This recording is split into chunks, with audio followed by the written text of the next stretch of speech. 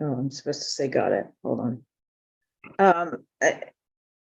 Okay, so the first item is approving the resolutions that the resolutions of the board approving the purchase of 584 Driggs and the school and other entities entering into the relevant agreements and documentation to proceed with not only the purchase, but also the bond issuance. And we received draft resolutions last week from Cliff. I know some of us sent comments. I don't know if a new version came around or not. It did this morning.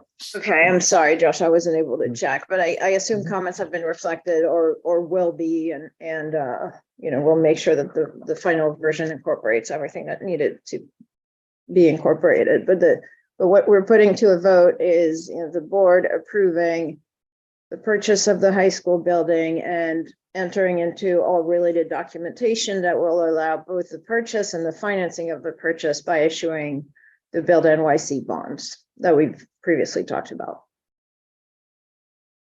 And there's also a catch-all resolution in there that would authorize Josh and a few others to enter into ancillary documentation as necessary to effectuate the purposes of the resolutions.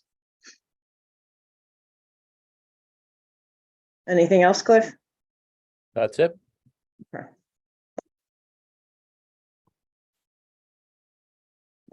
Anyone in favor? I can't see it. Can somebody see all the hands? I can't see them all with the screen shared. I see Jeanette. Trudy. Hand up that we can see. Yeah. Okay. All right. So this is Lenny. I don't have access to my digital hand, but I'm raising my hand. Okay. Using a metaphorical hand.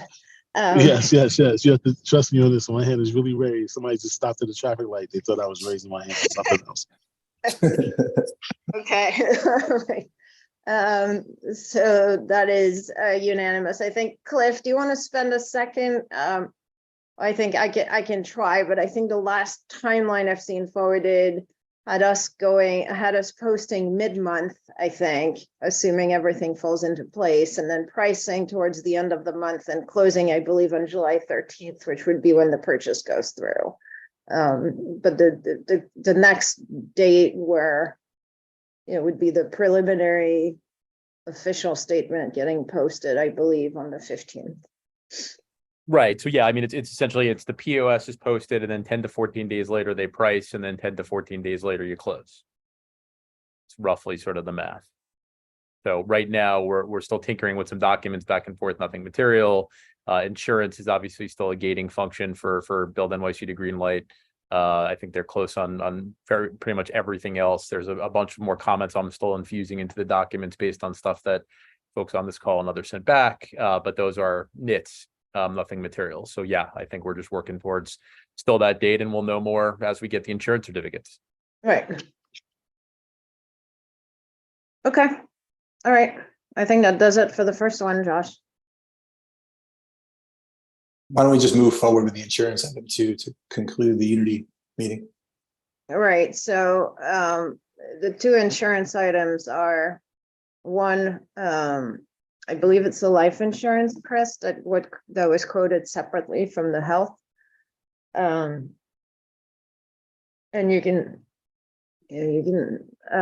it's life, right? It's group life, Chris, or is it something? Life insurance, life and accident, death, and disability. Okay.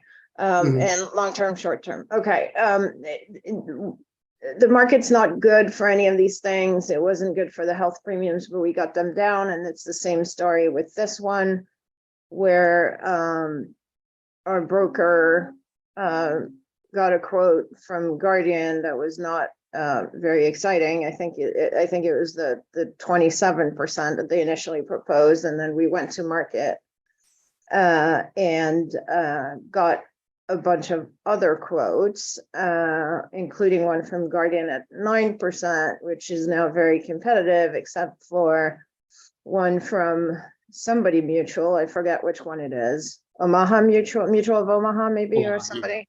Yeah, that, and the issue with Mutual of Omaha is, number one, we'd have to switch providers, and number two, they don't administer the policy in-house, so you'd have to deal with a lot of complexities that are related to that, which makes it, in our view, in the view of the broker, which we agree with, not advisable to switch for, for effectively like $3,000 difference over the course of the year. And Guardian, I think, has agreed to give us the same rate for 2 years, so that it's effectively, we're looking at that increase, but spread over 2 years. I mean, I'm exaggerating a little bit, but like premium stable next year.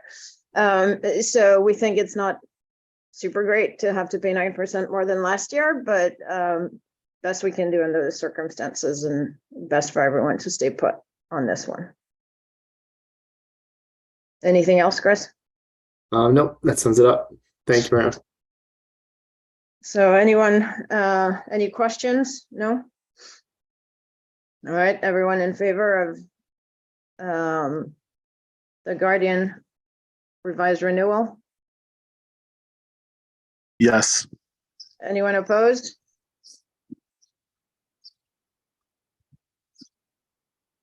Okay, all right, moving on to second insurance point.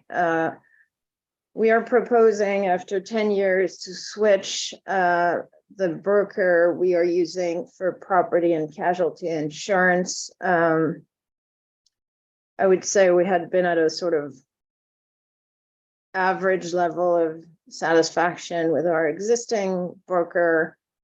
I don't feel the need to name names on this, given that this is a public forum. That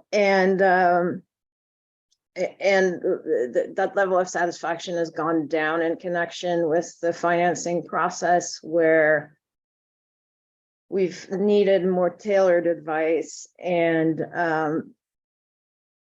some more reactivity and sort of more in the nature of coordination with other participants in the market, and risk management type advice. We were with a big brokerage that was fine at getting quotes, but using relatively inexperienced people, and sort of made it difficult to get the service part of what a good broker does. So we're still talking to them, but we also spoke with 2 other brokerages that we had been in contact with. One is an outfit that I had dealt with for D&O in a professional context, and another one is one that Chris was put in contact with last time we looked around. And I think Chris can take it from here as to what discussions were had and what the recommendation would be.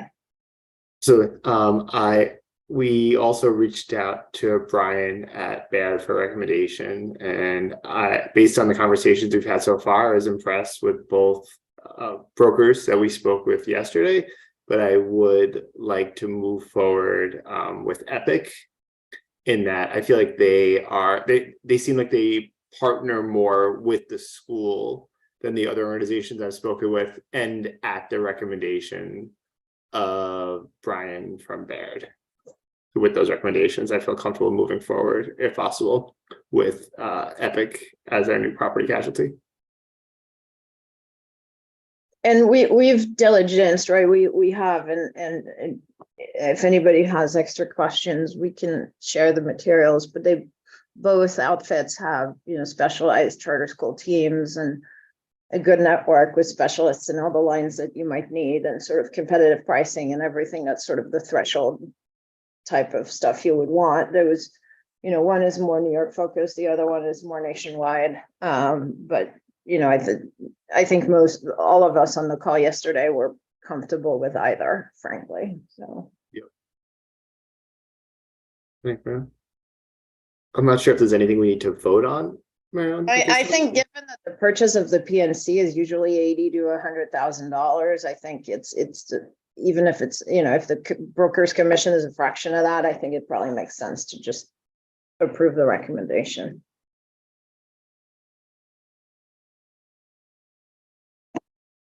Any questions from anyone on the PNC insurance broker?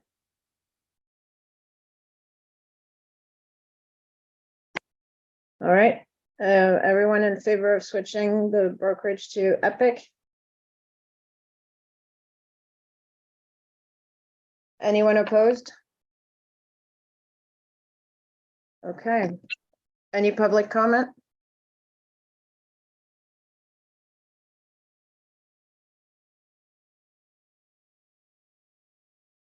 All right. Chris, I think we can end the public meeting. It was stop recording, yeah.